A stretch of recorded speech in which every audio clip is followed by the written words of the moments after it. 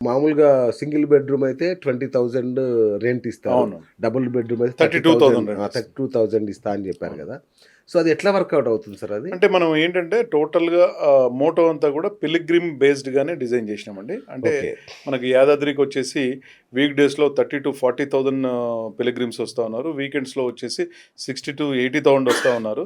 అదే గనుక special days అయితే గనుక ఆల్మోస్ట్ 1,00,000 ప్లస్సే వస్తా ఉన్నారండి. అవును. అవును. మరి టెంపుల్ గాని, టెంపుల్ ప్రాంగణాన్ని గాని తెలంగాణ గవర్నమెంట్ ఇంత అద్భుతంగా డెవలప్ చేసింది. సదాంబోదివాసం గదత్పుష్పహాసం జగత్సన్ తెలంగాణ తిరుపతి అంటున్నారు కదా యెస్. దాన్ని. యెస్. అవును. అక్కడ కామన్‌గా ఫ్యామిలీతోనొచ్చినా, ఇంకో విధంగా వచ్చినా గూడా అక్కడ ఫెసిలిటీ అనేవి లేవు. అంటే యెస్. అవును. మంచి రెస్టారెంట్ గాని, లేకపోతే ఉండడానికి వసతి గాని కరెక్ట్. ఇలాంటివి లేవు. కరెక్ట్. దాని గురించే మనం డిజైన్ చేపట్టామండి. సూపర్. దాంతో మనకు రెంట్ అనేది అసలు దాన్ని నెగ్లిజిబుల్. అవును. బ్రహ్మాండంగా రెంట్ ఇవ్వచ్చు. సో, ఇప్పుడు ఇంతమంది ఇట్లా జరుగుతుంది కదా!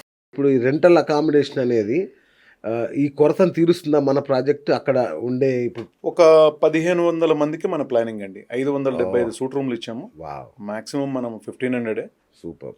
మనకక్కడ వీక్ డేస్‌లోనే, వీకెండ్స్‌లోనే కలిపి చెప్పాను గదా! ఓకే. 40,000-50,000 మంది వస్తా ఉన్నారు. ఎయిమ్స్ డాక్టర్లు గానీ, ఇన్ఫోసిస్ గానీ, పిలిగ్రిమ్స్ కానీ వీళ్ళందరికీ కావాల్సిన అవసరాలు తీరుస్తుందా మన బృందావన్? పక్కా అండి. ఎందుకంటే మనం ఓన్లీ అంటే అకామిడేషన్ పరంగే గాదు. పిల్లలతో వస్తే వాళ్ళకి పిల్లలకి సంబంధించిన ఎంటర్‌టైన్‌మెంట్ అనేక అచ్చా! రకాల ఒక 8-9 రకాల పార్కులు, okay. Swimming pool, okay. Water games, open gym, తర్వాత వచ్చేసి బాంకెట్ హాల్స్, ఓకే. నెక్స్ట్ వచ్చేసి యాంఫీ థియేటర్ ఓహ్! ఇట్లాంటి అన్ని రకాల సౌకర్యాలు ఇచ్చామండి. ఇటు వావ్! పిల్లలతోనొచ్చినా గూడా, లేపోతే దేవుడి దగ్గరికొచ్చినా గూడా, లేకపోతే అవును. రిటైర్మెంట్ ఫంక్షన్స్ అనుకోండి, బర్త్‌డేలు అనుకోండి, గెట్ టుగెదర్‌లు అనుకోండి, సాఫ్ట్‌వేర్ పీపుల్‌కైనా, ఇటు డాక్టర్స్‌కైనా ఎవరైనా గూడా వచ్చి అక్కడ సేద తీరొచ్చు.